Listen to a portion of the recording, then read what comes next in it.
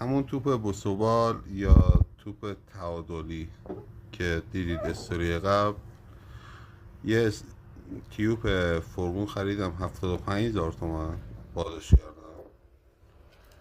یه تخته هم که حالا دوستانی که استوری زده بودید که پیام یعنی دایرکت داده بود که چجوری این داستان ها، اینو من خودم دستساز درست کردم. این تخته MDF هم که دیدید یا اینجوریه، اینو من یه جایی توی کوچه پیدا کردم، دیدم کنار دیوار مونده، دیدم تمیز سالمه، آورده بودمش خونه، ازش استفاده کردم واسه این داستان. 4750 و از یک خورده به بالا داره دیگه، بستگی به کیفیتش این توپ تعادل.